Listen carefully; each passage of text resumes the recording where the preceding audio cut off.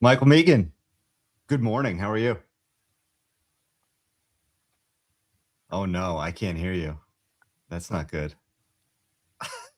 All right, I'm gonna get this going while we figure out Michael's microphone issue. I will comment on that beautiful starter jacket you seem to be wearing here, or whatever it is. Man, I'm hearing something over there. So Can you hear me now? Yeah, I can hear you now. Okay, we are good. Thank you for the compliment on the jacket. Shout out my aunt and uncle who got me this for Christmas. So That's fantastic, dude. Yeah, just a Christmas Eve, like out of nowhere. Like I don't know, I'm kind of like too old to be getting like gifts from extended family, but it's my godfather who's actually a listener of the show. So shout out to him. But he was like, yeah, this is my aunt, who's like actually a great gift giver, was just like, yeah, no, it's just for your birthday, because my birthday's February. Like, this is like your early birthday Christmas present. I was like, well, thank you. This is fantastic. That's wonderful. I actually think this is the first Christmas really that I can remember that I did not get a single Jets gift, which I think is like, that's kind of like, I'm trying to think of like a famous like index where like they take the public's opinion on something and use it as a marker for something else. Like, it's a good index for like people just, I think, are feeling bad for me at this point. Yeah, it's like because like clearly your family knows how much Jets gear you already have, and it's maybe just I think it's more just like a conversation starter where it's like if you're like, oh, and then you have to talk about the team, and you're just like, actually I don't want to talk about the team because I don't want to ask him what the team is, so we're just going to completely like mix up the table. So my question to you is like, was there another team that like was it heavier UConn or the Knicks because it's a happier conversation, or was it just like a lack of sports gear in general? It was a lack of sport. Honestly, once you have kids, dude, nobody cares anymore. No one cares about it. Brother, I don't even have kids, and like I'm pretty sure my mom texted me like, "What do you want for like what do you want for Christmas?" I was like, "Can you just get me money towards like a new bed that I have to buy?" Like this is like like I don't get like this is like the coolest gift I've gotten in like 3 years. So that's why I wore it on the shop. It is beautiful. I love it.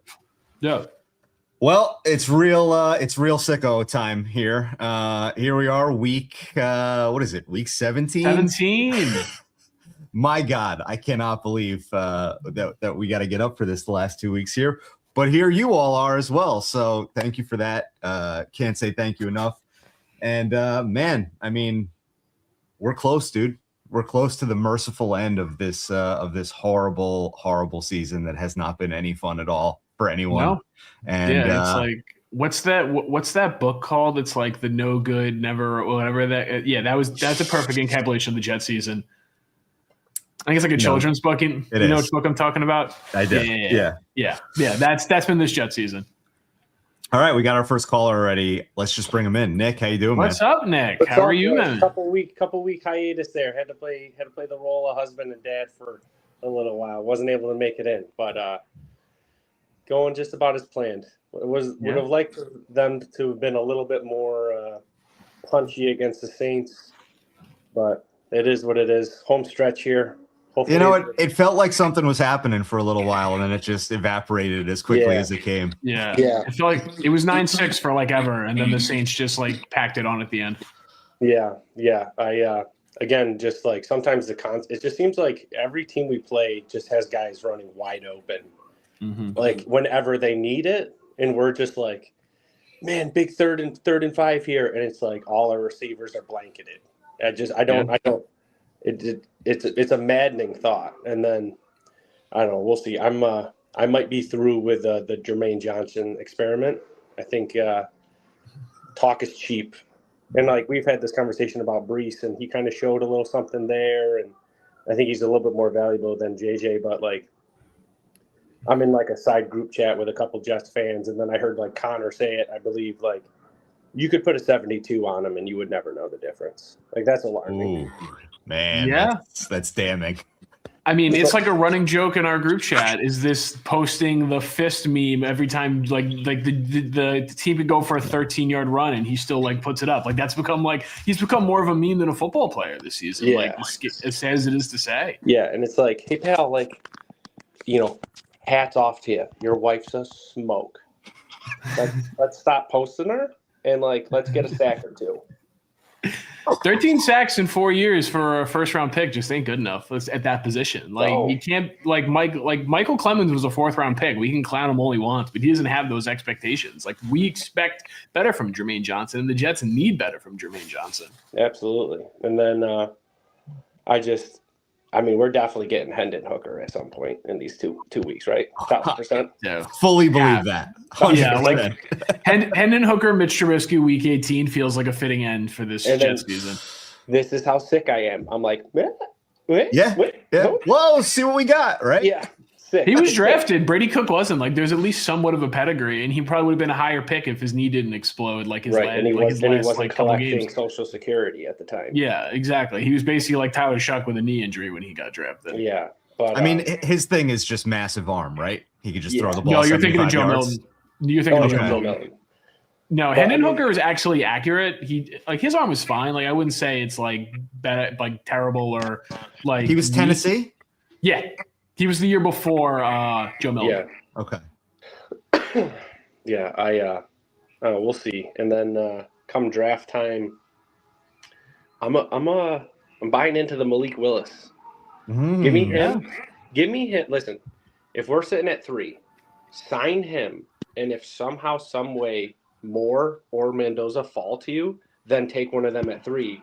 But don't like press it to get to them. Yeah. You know what I mean? I agree. Then, like, if you can do a double dip, awesome. If not, then just you took a legitimate swing with Malik Willis, and then that should at least, I would hope, elevate us to get them to 27, and then figure it out. But I really don't want to give up a ton of capital for either of these guys, especially if like Moore has to sit. And I agree on the draft piece of that. The Malik Willis piece of it is like, yes, I'm okay with several bites at the apple, get as many guys in the room as you possibly can. I'm definitely down with that theory. The way Twitter was talking last night during that game was like everybody forgot about the previous 3 years of Malik Willis. And it was like, he's going to get a huge deal. I'm like, no, I'm not okay with that. Like, no, not a huge deal. We have enough dead quarterback hits on the cap sheet at the moment. But I think what I saw someone say like 3 years for 66 or something. No, like that feels too big to me. Based if on Matt what LaFleur is coming Fields. with him, that's the only way. But I truly believe there's something to like, and that's why I'm like I'd be okay with Mac. Like these guys underneath that tree, like AOC, LaFleur, Shanahan, they just like can correct these guys somehow. Mm-hmm. And then who knows? I mean, the guy's he's looking good in like limited reps, but obviously it would have to, he'd come here and he'd forget how to play. But again, I'm down for it. Just don't like if the market for him gets out of control, then then no thanks. I'm very content unless it's like a Mac Jones like 49ers 2-year deal. If we're talking bridge options that aren't like draft picks, I'm pretty good on just being 1-year deals and seeing what I can get out of that. Yeah. And then also like I would be interested like truth serum time, like, hey Garrett, like how you feel about your boy now? He quit on you. Mm-hmm. Yeah. Like I would love to hear that actually. Yeah. Like I would love to be like, hey Garrett, like what do you truly feel? Or like do you think Garrett pulled him aside and was like, what the guy? Like that's not you, or that's not how we are. Yeah. I don't know. I mean, that's what's going on in that locker room is anyone's guess. I'm sure we'll get a postmortem from someone on the beat about this Jet season, and we'll get a couple quotes about Fields and about how that went down, because it's very obvious he is not coming back next year. He'll be cut as soon as they can cut him. No one's trading for that contract, obviously. So I think you're going to hear about it from both sides, and I wouldn't be shocked if, a leader of the Jets locker room and him like had like a kerfuffle and it turned out to be Garrett, because how many leaders are really in that locker room right now besides him? Well, that's like I was finding it a little alarming, like in like week 3 of Garrett being gone, like you weren't seeing him on the sidelines ever. You weren't really hearing much of him. And then I think their last win against Atlanta, he like greeted everyone on their way in, and it's like, okay, like the alpha is still there, thank God. Like, he's not off doing whatever. Yeah, it's it's good that we have that. And sometimes that's really just what the camera wants to show on the broadcast. Right. Like, it's easier to pick out where Garrett is if you're sitting, 10 rows behind the bench going there every week, but who wants to be going there to watch them at this point? Right. I'm a little like what I don't understand, and I want to get to this comment too, but what I don't understand is what the nature of the beef is with Justin Fields. Like, we promised you the starting job, we handed it to you, you didn't earn it in camp. They went back to you when the fans were calling for you to be benched for several weeks, and it might have been because it's Rod's injury, but like, what did the franchise not do for you? Like, I really don't get it. He's staggeringly soft, I think. Yeah. And that was the opposite of what we heard about him coming in. Yeah.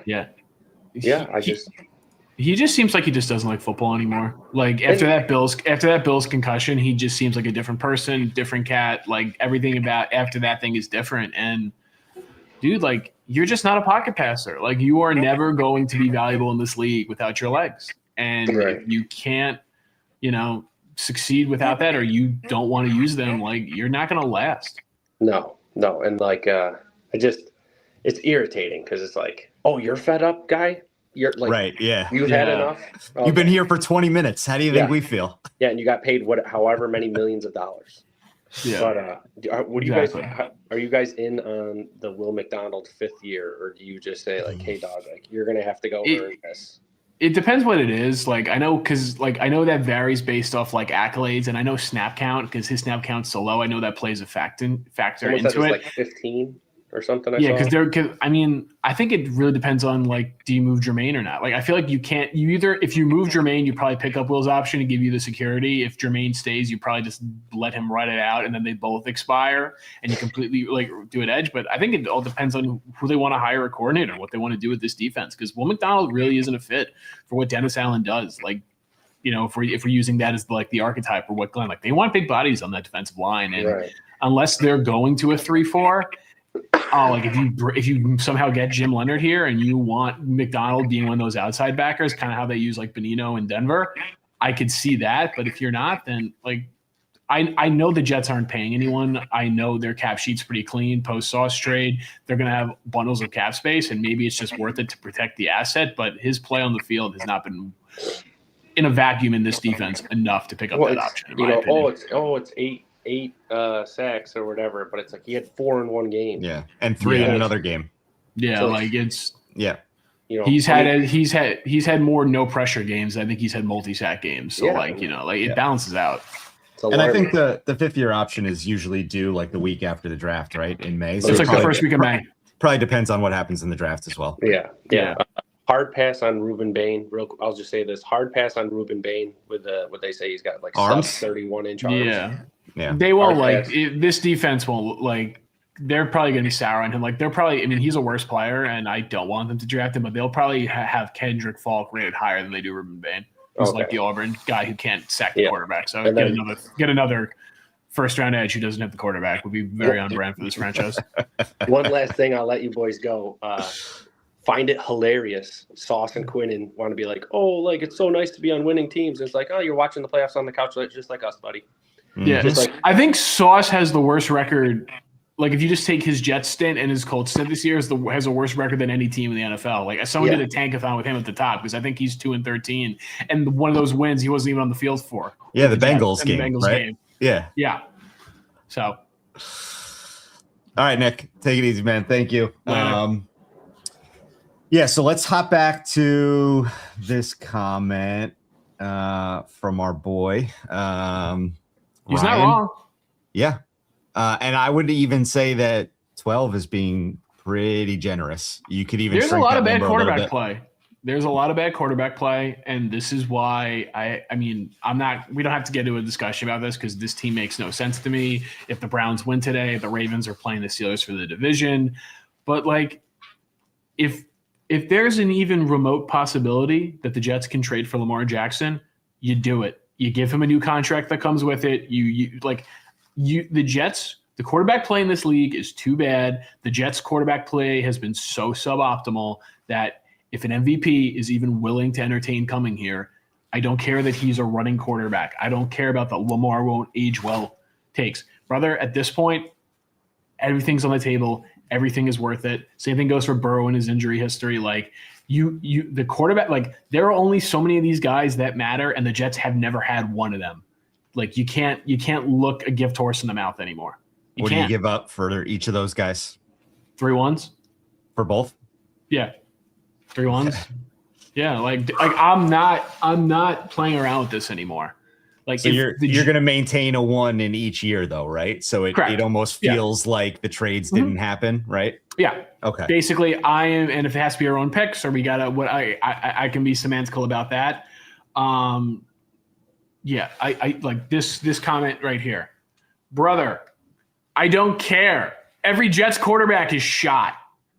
Like, look who's in our division. Drake May and Josh Allen aren't going anywhere. Like, you can't bring a knife to a bazooka fight. You can't. And if you have the opportunity to get one of these guys that matter, I'll figure it out. I'll bet on Lamar's body like fixing itself. I'll like even Lamar in the pocket is a miles better quarterback than anyone the Jets have or had recently. Like I think it's you can't let perfect be the enemy of good or better kind of conversation, right? Like things have been so bad that you just need to get yourself back to relevance somehow. Yeah. If it doesn't work and his body does break down, then like I guess you just figure that out then. Like exactly. You're probably picking high again. Oh, what? We're gonna miss the playoffs again? Oh, shocker! Like okay. At least I got a couple of fun Lamar Jackson games, which is basically the same. It's basically what we have now without those. Like, yeah, if you tell me my options are miss the playoffs with Lamar Jackson or miss the playoffs with Brady Cook, I'm just gonna pick Lamar. John, we're not trying to pile on you here. No. This is not you. This is my point where it's like this is just an overall point that's like the Jets can't be choosers. Like the Jets are the definition of a beggar, and you just got to if they're willing to come here and they are attainable, you just got to pay the price. And if it doesn't work out and people laugh at you, whatever, at least you had fun. Yeah, I will always believe this until Joe Namath dies. We are screwed. Also, I kind of think that we have to take Ty Simpson just to get pack of points that make no sense. Like I feel like to break the Namath curse, you need an Alabama quarterback to do it, but not Greg McElroy. Now, Greg McElroy doesn't count. Like, that's not a real quarterback. Like, enough with this. Greg, good, very good color commentator, actually. All I'm saying is we kind of tried that already. That's all I'm saying. If it works this time, great. I'm down. I'll do whatever we need to do. Yeah. This is another great point by Ryan. Nobody cares what you gave up if it works, right? No one cares. Yeah, nobody dogs the 49ers for what they did for twerking for Trey Lance, right? Because they hit on Mr. Irrelevant. Exactly. Like history is written by the victors. If you win, it does not matter. Tank for Ty. Ty Simpson's QB1. People can think that. Like these quarterbacks are not like Dante Moore and Fernando Mendoza aren't perfect prospects. If you think Ty's the best quarterback, like I personally don't agree, but I have a hard time like saying like this isn't like some back crazy take. Like he was quarterback 1 on a bunch of people's boards before November hit. And you know, if 4 games can make him QB3, 4 games can make him QB1 again. Like I personally don't think Alabama is good enough to play 3 more games. And I think he will struggle because I think Indiana's defense is very good. And I kind of want to see that matchup, but he definitely like, you know, maybe last week I was, you know, too standoffish with the take that he won't be a top 5 pick because maybe these next 3 games he shows that he can. But you know, if 3 games knocked him down to QB3, 3 games certainly can push him back up. You know, this is a big question that we could probably talk about for a long time, but I'll throw it in. Do you think that there's anything for Alabama? I don't want to say Ty Simpson, but for Alabama and Alabama's offensive coordinator to learn from the Ohio State Indiana game? I think so. I think like maybe don't check the ball down all day. Yeah. Or well, yeah. I mean, Alabama they don't have the high end talent of the Ohio State wide receiver room, but they have 4 NFL receivers. But you prove that you can't beat them dinking and dunking, right? So it's either go for broke or. I think what you got to. I mean, you said you have to. I mean, Ohio State wins that game if they are just more aggressive on 4th down, in my opinion, or if they have a field goal kicker who can kick. But I think what they got to learn is that they completely confused a young quarterback, and Ty has to show that he's different. That what they do pre and post snap to confuse Say and doesn't work with Ty Simpson, and you know Ty Simpson he's an older player, has seen more football, but he doesn't have that many starts. So if Ty is able to show that he isn't confused by what they do post snap and how they move their safeties around the way they were to Sayin and not lead to the sacks that Sayin took, if Sayin adjusted, if he played like that in the first half, that he did in the second half, they win that game probably by 10 points. But they were able to keep that offense at bay, and that's what Ryan Grubb and Ty Simpson have to figure out, is that you can't get fooled by this defense, and you have to show why you're different. So we're going to see it. It's going to be a good game. So John is making another point here. I think we need to draft QB every year, and then Ryan agrees. Never stop drafting QBs, never. And that's a big conversation that I think a lot of Jets fans have felt for a long time. Like, just from a pure NFL, like not even Jet specific point of view, from an NFL point of view, you should be taking a quarterback almost every year. The Eagles have done a great job of this, of taking quarterbacks when they already have a quarterback. And look how it's worked for them, right? Like, they had Hurts. They were easy to move on from Wentz. Now they have Tanner McKee, and they could make another decision. They probably will stick with Hurts, but they have another decision that they could possibly make, and they'll keep probably doing that, and that's a good way to build a team. The Seahawks have done this over the years, where they had Russell Wilson, they were taking quarterbacks, and they signed Sam Darnold this year, and they drafted Jalen Milroe. Like, there are teams that do this. They traded Geno to then sign Sam. Like, there are people who are never. They traded Russ to go with Geno. Like, they are never fully content. They signed Matt Flynn, and they still played Russ anyway. Yep. There are some teams that are never content with being satisfied at that position. And the Jets have always we got it, right? We're going to put out all these other fires on the roster. And I think there's a good point to be made about, just keep taking them, because you never know what's going to happen. And there's nothing wrong with having a really good room. Yeah. All right. Do you want to put the graphic up? Because I actually want to talk about this for the expectations for this year. I'm not showing that graphic. What do you mean you're not showing that graphic? Get out of here. We can talk about it. This is nonsense. Put your face to your name. This wasn't even to make fun of you. This was more just to get over an overarching point. This graphic doesn't need to show. And also, that prediction was for content. That you didn't believe they were winning 10 games. Let's get real. 8, I think, is the real number. I'll put the graphic up. Start talking. Yeah. Let me send it to the computer. Yeah, exactly. So the reason why I wanted to put this up is that I feel like this week was a very toxic, where people in Jets land on both sides of the fence. I know people were upset with Joe and Connor's podcast was too negative. I know there's a contingent of people who were upset with the Sunshine podcast of you, Will, and Joe about you guys are just glossing over real issues, and you guys thought they were going to be good, and then now you're just expecting what'd you guys expect now that we're tanking? And I want to put what I personally feel, because I read the comments, I looked at people's both point of views, is that the expectations in August for this team was not to have a year zero. It was not to be one of the worst teams in the league. The Jets making the playoffs was not going to happen. I even the most optimistic Jet fans were it's the playoff draft's probably still going to go on, but they thought they were going to be a respectable team that was going to hover around 7 wins, and they have 3. And we do this show every week now, asking what are we going to talk about? We are 23 minutes in the show. We haven't mentioned the game today once, because everyone who's watching knows what's going to happen. The Patriots are going to have their entire fan base at MetLife. No one's going to be there. They're 13.5-point underdogs at home to a division opponent, and they're probably going to get killed. That's not acceptable this time next year. It's not. I don't care. Oh, rookie quarterback, blah, blah, blah. No, that is not acceptable. All the goodwill, all the equity that Aaron Glenn had is gone. What you did for the fan base, what you did as a player, does not matter anymore. You moved it all up. I liked the pivot of the Sauce trade and the Quinnen trades. You didn't make those trades because you were 0-7. You could have – Quinnen wanted to go before the season started. You could have made this trade if you were 3-4.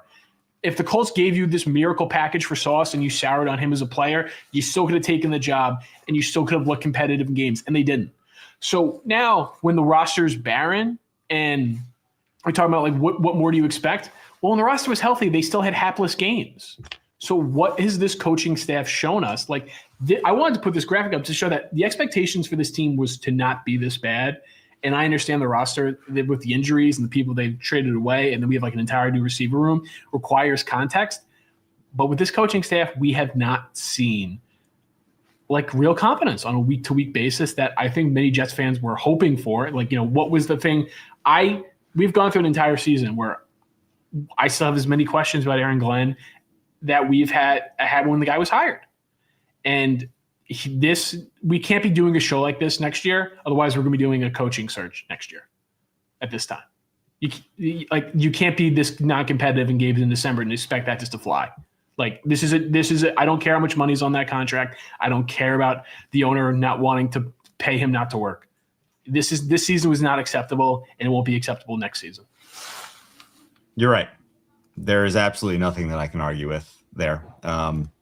It's been bad, dude. It's been really bad. And I think one of the most frustrating parts is like, I think we've gotten used to seeing bad offense. Not that we're numb to it, but like if you told me that like they were playing tight defense, they were losing close games and they were down 13-10 in every fourth quarter and blah, blah, blah. Like, all right, like Justin Fields didn't work out and Garrett Wilson got hurt and, Brees kind of maybe looks hobbled a little bit. And I could talk myself into that, but the way that somebody said it earlier, I think Nick said it when he got on, like receivers are just running open every single game against the defense. The defense is so unfathomably bad, and especially the defensive backfield. And I know they're all hurt. I get it. Yeah. But it's not an NFL group out there right now. They can't cover. They're nowhere near any interceptions. When they do get near an interception, they drop it or they jump when they don't have to jump. Like it's a bad news Bears level defense out there right now. And that I think has been really, really tough for me to swallow. And I think if you fix that issue, maybe the record is not all that different, but I think the optics of the games are a lot different.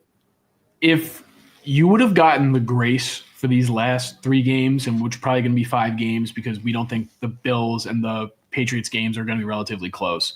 If we didn't watch the Dallas game, we didn't watch the first Miami game, and we didn't watch how the Buffalo game went, like all that non-competitive streak, if that didn't happen, you would have gotten more grace about how it's going when your roster looks like this.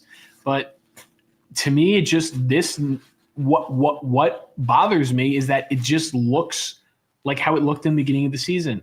And now you're trying to use an excuse when I already have a precedent that you set that sometimes like when they go down, they don't come back. Like it just looks very non-competitive. And I'm sorry, you don't get to just call it year 0 when you start 0-7.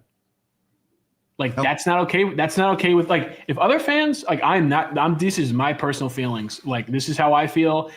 If people, want to just write it off and just be like, he needs to get his guys in there. This is a culture thing. There's a lot of bad stuff from the salary regime that they need to be flushed. I agree.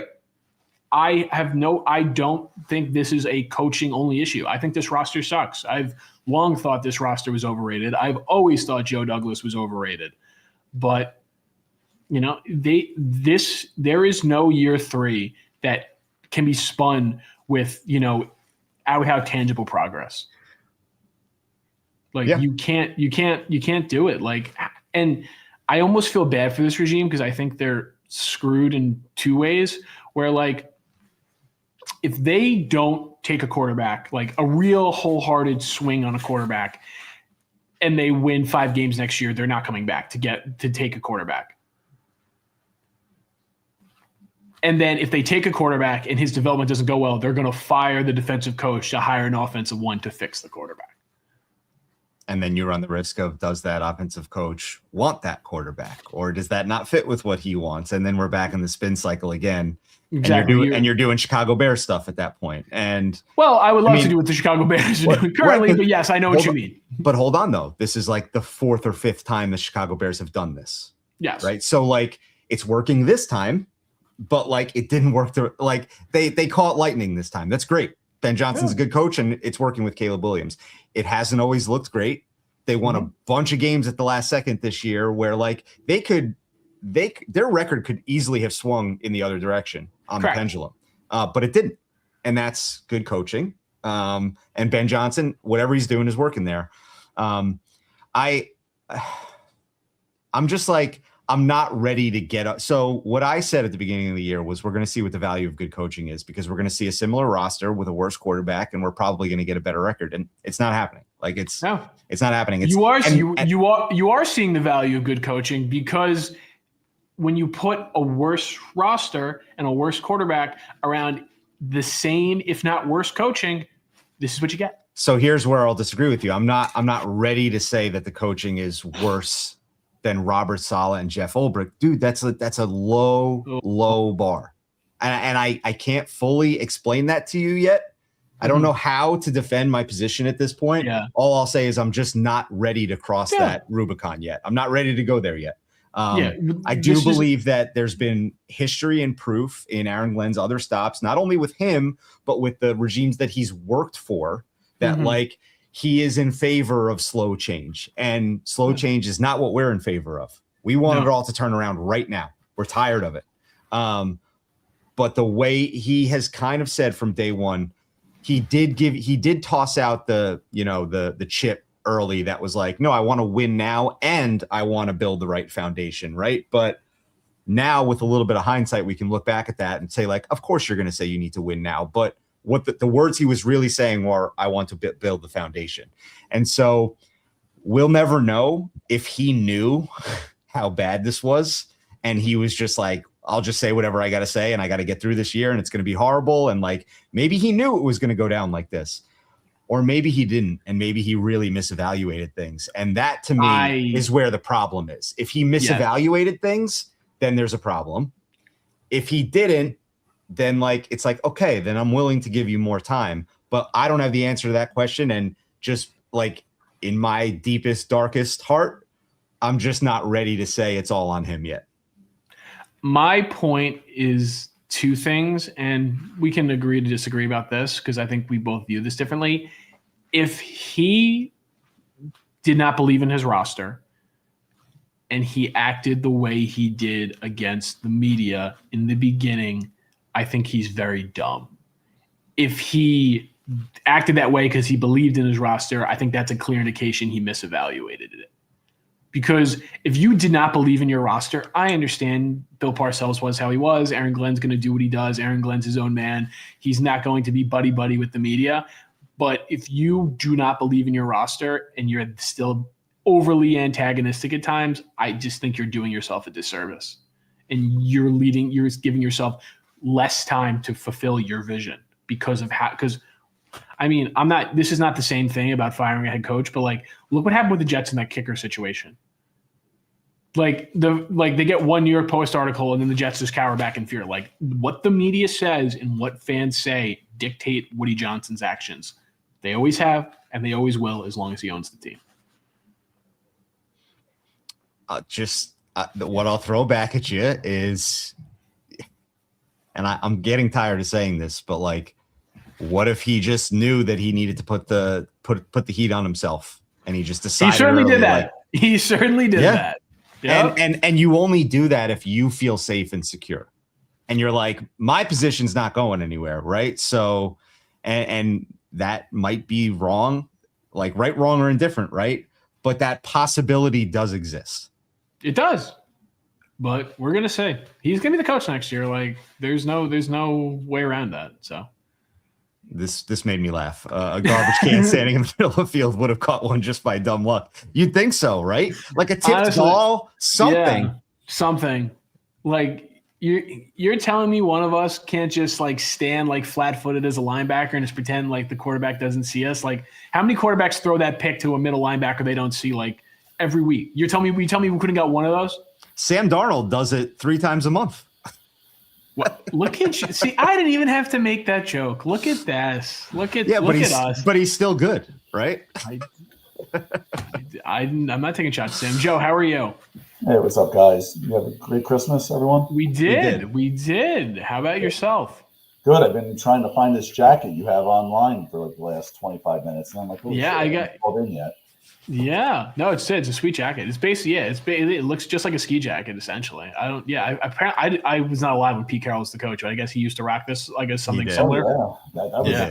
Yeah. And he looked cool as hell doing it. Pete Carroll's a handsome guy. I'm not surprised at all. Pete Carroll, I was excited when he was our coach. I thought he was, because he was our defensive coordinator before that, and he was like the only good thing on that team. And when they hired him, I really thought he was going to be something special. And then they got rid of him and brought, who was it, Kotite in? Yeah, I think it's Carroll Kotite. I mean, maybe that's an omen for not wanting to fire Aaron Glenn. If you're going to fire your coach after 1 year, have a better candidate than Rich Kotite.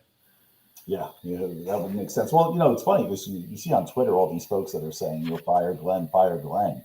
Look who the candidates are out there right now that are up for jobs. Like, is it really that much better? Like, maybe if a Harbaugh or something fell loose, which, I'll be honest, that's not going to happen. But if it did, maybe you have a conversation. But, But you live down there, right? And so, like, you hear all the anti-Lamar, anti-Harbaugh stuff. Like, what's your take on all of it? Well, before last night's game, they were ready to fire everybody. And then they, give them credit. They went into Green Bay and they won, right? So not a bad thing. But, down here, they've been pretty fed up with Harbaugh for a few years. And it's just about not winning the Super Bowl, which, God forbid. Spoiled fan base. Steelers are the same way. I can't stand both of them. It's no different than Pittsburgh, right? Like, they don't realize how good they have it. But there's something to be said about setting the bar adequately low. So, maybe you give us an 8-win season. We're jumping up and down. We're here. They're ready to fire everybody. Well, yeah. I mean, look at the line. Like, every fan base is the same when they have success. It's just the ones that have more consistent success you see with those expectations. Look at the Lions now. The Lions were a dumpster fire my entire life until Dan Campbell got there. And now there's actual fans who are talking about should they have kept Ben Johnson? You're going to fire Dan Campbell after he went 15-2 because you didn't make the Super Bowl? Yeah. Get real, dude. Every fan base becomes until you sit in that chair, until heavy's the head that wears the crown, until you sit in that chair of success and say I would never do that. I'd just be grateful to win 9 games. So as you get some success, all you want is more of it.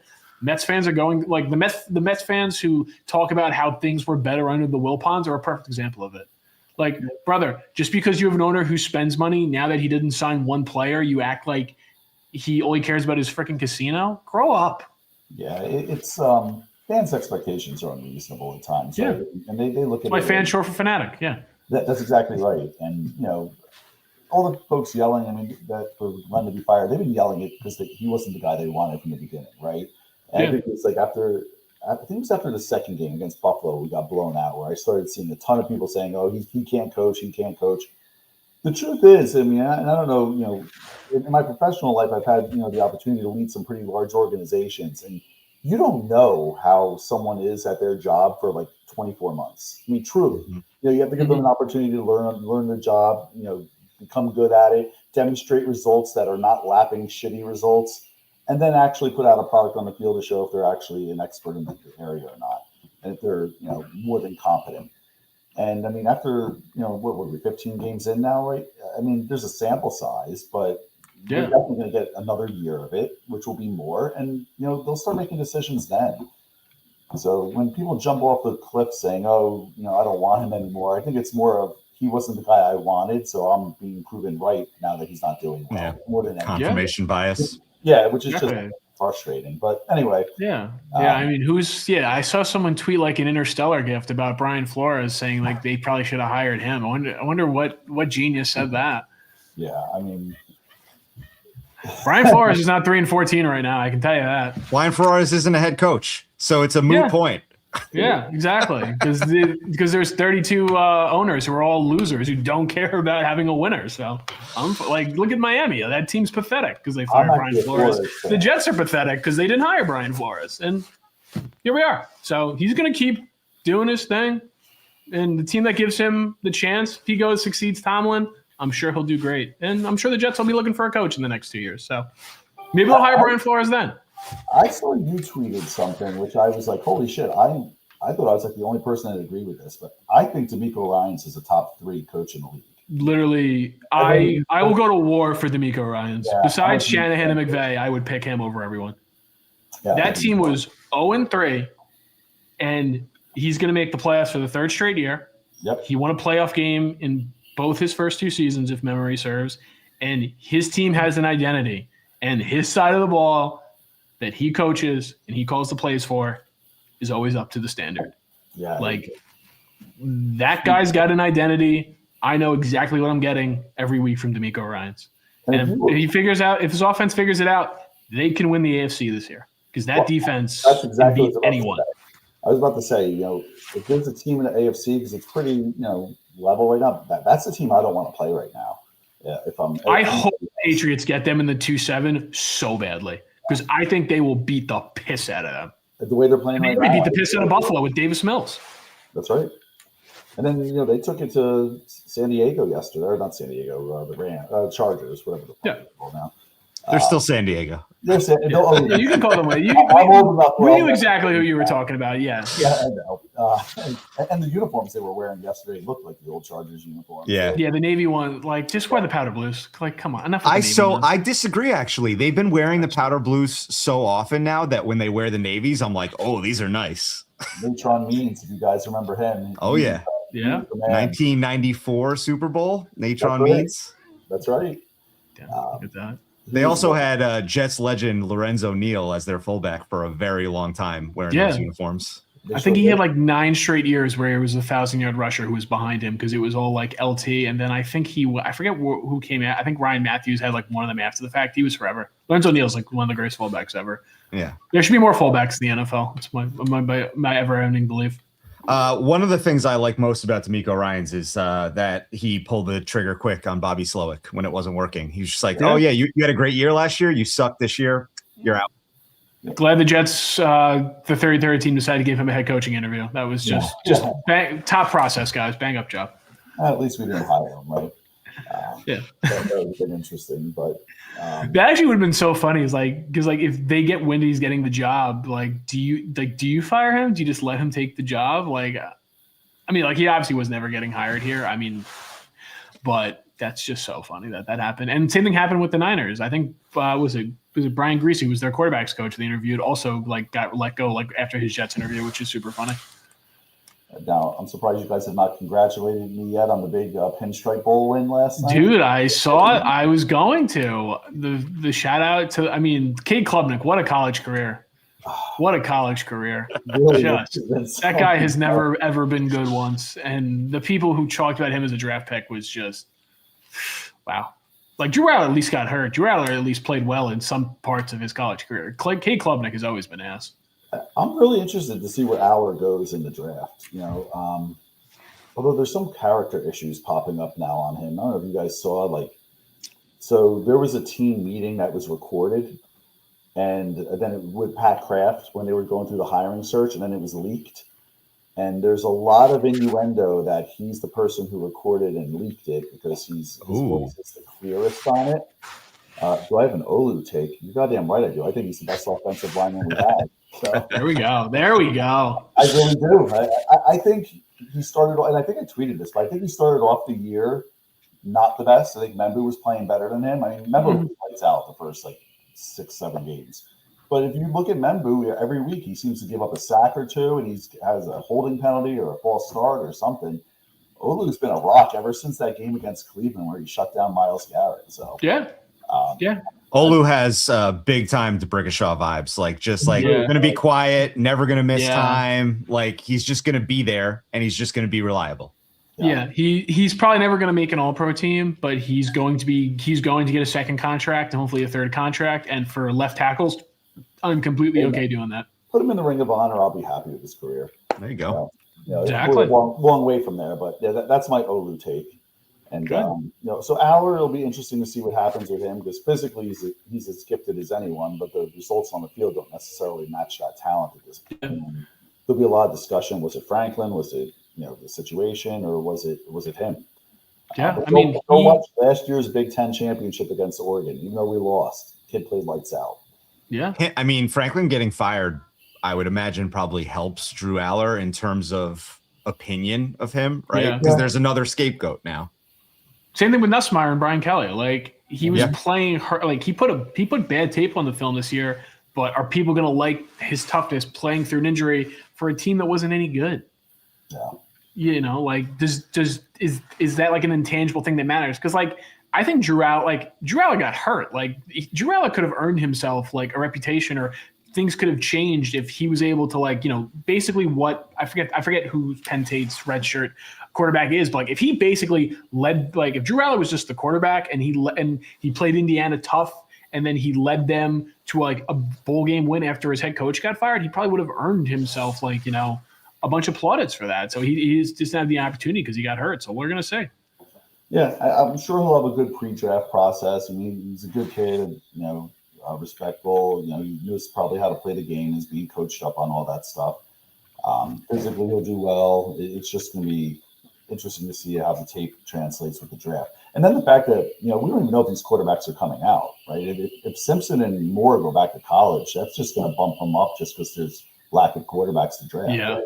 There's so many bad quarterbacks we watch on a weekly basis in the NFL that these guys are just going to go. And like Nussmeier might go in the top 50. Aller will probably be a top 100 pick if those two guys go in the draft. So is there any good for the draft. Happy if they sign someone and don't draft? My daughter asked me this morning, and I told her I'd ask it on here. So Alyssa, if you're watching, you're going to get the answer to your question right now. But what if the Jets win the next 2 games? Are you happy with that? That's what she asked me to ask.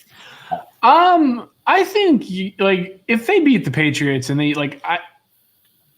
I think that you have to be happy because,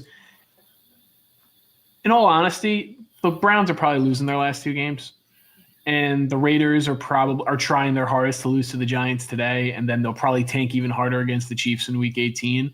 Like, would you feel better if Aaron Glenn beat the Patriots and the Bills back to back?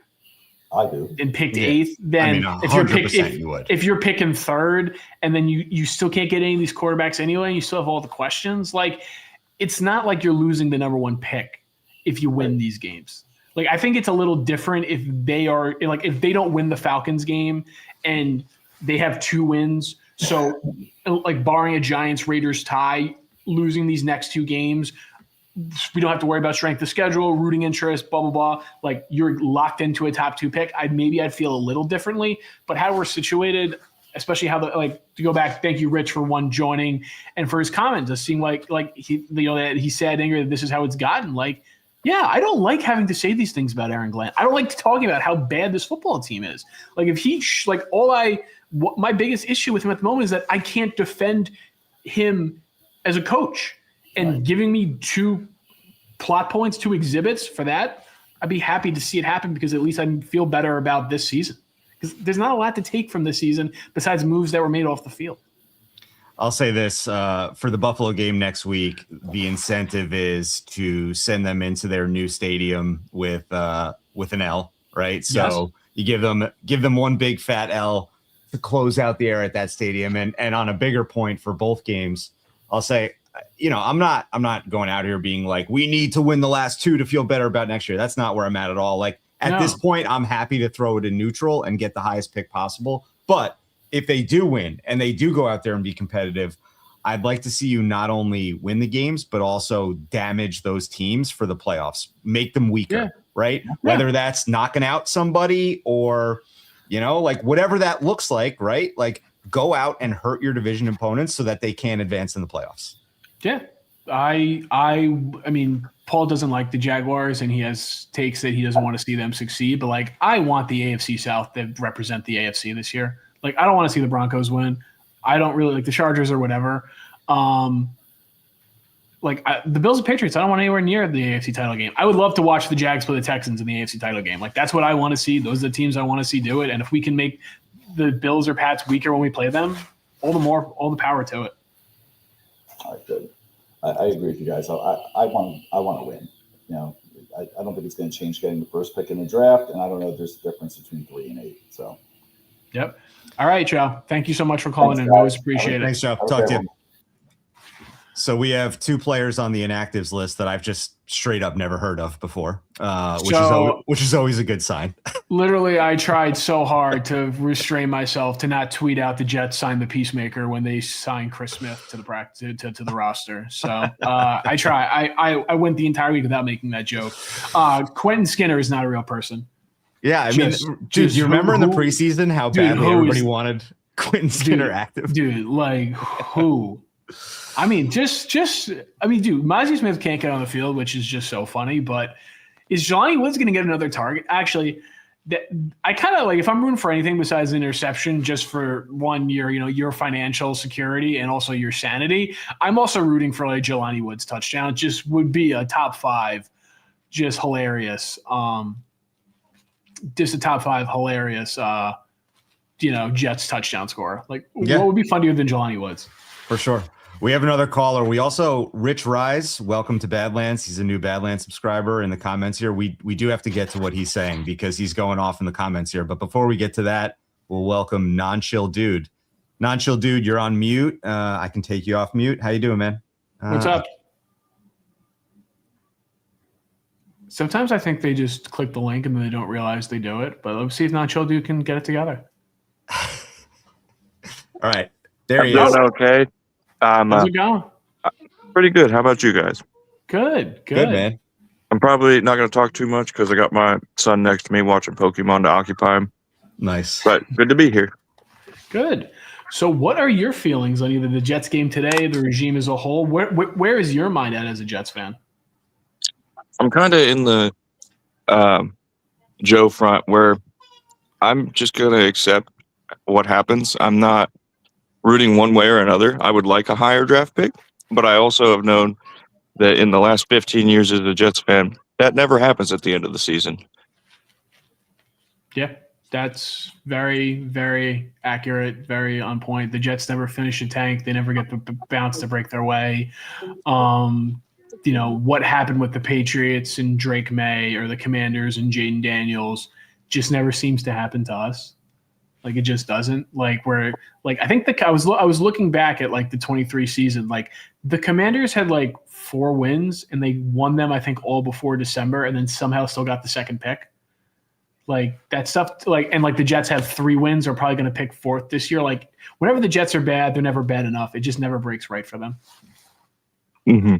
But this year it is breaking right, and people don't seem to be okay with that either. Well, the Jets are trying harder to tank, but from a draft positioning perspective, it's not enough, which I think is what people are bothered by. Like, I mean, if 3 quarterbacks come out and they pick 3, I don't think there's like this isn't like a 3 quarterback draft. This might be a 1.5 quarterback draft. Like, I don't think 2024 is like coming through this door. I think it's better than last year. I don't think it's a particularly great quarterback class. But we admittedly, sorry. Admittedly, I am super in on Mendoza, but part of that is because I live in Southern Indiana. Mm-hmm. So I feel like I'm legally obligated to root for him. Yeah, you're in the middle of the hype hurricane there. You gotta. Yes. It's hard not to get swayed. Okay. I'm sorry. I think I'm going to hop out. My son is very upset that I'm talking on the phone without him. All good. Thank you for the call, man. Thanks for the call, man. All right. So you want to get to Rich's take? Yeah, let's rewind a little bit. Let me go back to find Rich's first. All right, here it is. I just tuned in. First time Badlands member. Makes me so sad and angry that I'm going to let these roll along the bottom, and I'm just going to let you talk. Okay. Yeah. So, I mean, it's a fair point about, I think this is just a fundamental disagreement about how people view where like they did tear down and rebuild, but they didn't have to be as bad as they were when it happened. And I think what the Jets are, doing, or what people want to give them the credit for, or the earnest thing for, is that like how I feel with the Jets at this point is like, if something's going bad, I just don't feel like they can turn it around. I just don't. Like, so I guess maybe some fans feel the same way. Maybe they don't. Here he is. Rich. Hey, here he is. Guys. How's it He going? called in. Hey, it's going good. I'm a first-time subscriber I've been a subscriber to Badlands, but I'm a first-time member, and it's awesome to be on your guys' show. Thanks for having me. Yeah, thanks for calling in. I'm enjoying your comments. Yeah. Thank you. This is Paul. Paul feels the exact same way you do. So I guess like just to get everything out in the open. So for this season, whether it's the tank, whether it's the coaching, like what did you want to see, and what is bothering you about how the fan base is now reacting to how the season is going? Great question. So I wanted to see competitive football. I want to see progress. But for me, we're so deprived of winning. We've been, we haven't made the playoffs in 15 years. So fans want to see wins. They want to see the playoffs. And I get it. But that's not looking at the whole picture. It's not, this isn't like a light switch building a football team. It's not on or off. It's like a dimmer switch. So you take steps and you have to see progress. And, unfortunately, there are a lot of football heads out there that have made these quotes. Your record is what you say you are. That's a part of the picture. The way I see it, we outplayed the Steelers. We won that game if we don't make a fuck up mistake, fumble the ball. Sorry for cursing, but that's not on the coaches that lost. There has been competitive football. After a little while, we traded away our star defenders. At that point, our competitiveness, our talent level, that took such a big hit. You can't expect the same results after you trade away your two best all-star defensive players. You just can't expect that. So I wanted to see competitive football. I saw competitiveness. I saw regression too. There was regression, and fans have every right to be angry and annoyed at that. They have every right to question Glenn. I'm not going to say he is the guy, but what I'm going to say is we have taken some steps. We have seen reductions in penalties. We have seen competitive football play. I really liked what I saw from Engstrand before Fields got injured, and when we had Tyrod under center. We were competing with much less talent than some of our opponents, or at least we were competing with a much lower talent level that we had. I think Engstrand has a lot of potential if we can get a good quarterback, and I think you got to give Glenn and Muji credit for hiring him. I love our special teams. I think Muji has done a really good job in the draft. The Williams pick in the 4th round, that pick sucked, and that made me question him. That made us all question him, but the first 3 picks were really good. I think more can play.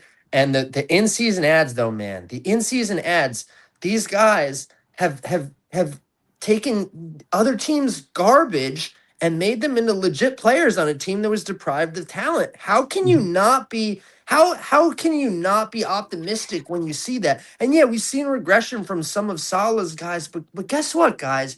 We're drafting these guys. We're developing these guys. Are these guys developing? And I would argue that they are. And that gives me a lot of optimism. And it just scares me because New York is the most brutal market to play in. Quarterbacks, players, coaches. It's the hardest market to succeed in. So when you have fans sounding the alarms, screaming to get guys fired, when you have the media getting on people's asses, and you have a history of 15 years of losing, that gets in your head, man. It's a mental thing with football, especially quarterback. And I'm afraid we're going to ruin our quarterback in the future. I'm afraid we're going to ruin coaches. And I have Sam Darnold PTSD, where I'm afraid we're going to get rid of a guy and watch him go succeed somewhere else because he has talent around him somewhere else. And I just don't want that to happen. That's my number one fear. And I think it's too realistic a chance to happen. Yeah. So I think the point that you got at there, that is the fundamental point of this, is like there has been progress, right? And what I've said to Meegs privately is like, if you're saying that you have not seen any positive signs, that's a choice you're making. You're choosing to not see any positive because there is some stuff there. Is it huge? No. But if you want to get down to the micro level and try to look for some positives, there have been pockets of competitiveness. They have not been enough to win games. They have brought in players off the scrap heap. They have developed them. They have done things. The total overall product has been horrendous, and I'm not going to argue that, but there has been positives. And I'm on the same team as you here, Rich, when I say I'm not saying that Glenn is definitely the answer. I'm just not ready to walk away yet. Same. Yep. 100%. Yeah, Rich, honestly, I think if Paul ever fires me as a co-host, he's going to call you because you guys really seem like you guys are picking it that the same way, which I like to see. Which is said, it's a great call. Dude, like, there is nothing wrong with still being optimistic. There is nothing wrong with taking the positives that you found and thinking they can be built upon. Because at the end of the day, the one thing Jets fans want is for the team to win games and for them to have a team that doesn't embarrass them, because this 15 years has been a long 15 years. And if Aaron Glenn's the guy to do that, I think it will mean all the more this fan base given the history he has with it. Yeah, and the other thing, when you're a first-time head coach, you have to expect issues. Can you resolve those issues? And year one in season, you don't have the same time to reflect. You're under pressure every day, every freaking week. So you gotta give the guy a chance. And if he sucks, he sucks. Like Gase, I would have liked to fire him immediately, but I think you've seen enough development of the guys they've added in the draft and in season to be optimistic that these guys can develop players. I think the signs on defense, the regression of Salah's guys is a huge issue, but we all know the DC hire was a huge screw up. Can he get it right by getting a better DC next time? And he's done a good enough job with OC, I think, and special teams coordinator where I want to give him that chance. And then the big thing is, if you suck year one and you make mistakes, I don't want to run people out of town, because I don't want to draft a quarterback year one. I don't want to draft a new quarterback in the first round, have him struggle year one in the hardest market to play, and then have our fans be like, he sucks, we have to get rid of him. Literally just the noise of he sucks, we have to get rid of him, is enough to destroy anyone's mentality if you're getting ostracized by millions of people in the New York market. And we've seen Sam Darnold succeed elsewhere. We've seen Baker Mayfield do it. Man, that's like that. It's so freaking scary. And that's our fan base and our media that has the potential to cause that destruction. Yeah, absolutely. Rich, we're out of time. Thanks for the call. Thanks so much for having me, guys. I appreciate it. You guys were great. Seeing you next week. All right, so last thing, we'll just hit on the gambling before we go. I'm doing 7 units on an interception. I'm not thrilled about it, but I am doing it. I'll show the slip. Adonai Mitchell over 37.5 yards, I think was a bet. And you liked Isaiah Williams' longest reception? Which was like 12.5 yards, because I think if he catches the ball, he's going to run for a good amount. I have Ramondre Stevenson in my dynasty finals. I'm still upset TreVeyon Henderson is playing after getting a concussion on Sunday Night Football after 1 week. That's nonsense, but I think Ramondre gets in the end zone today because the Jets' run defense is still bad. So, yeah. Also, I think Drake May, first touchdown scorer, I think is plus 1,300. I just feel them running quarterback draw with him just feels like it can happen. Yeah. All right, guys, we're out of time. We're going to kick it over to SNY. I do see Q's Kyle in the queue here. Call in next week. We'll get you next time. Absolutely. We do have a hard stop here. Thanks, guys. We'll see you next week for the last show of the season. All right.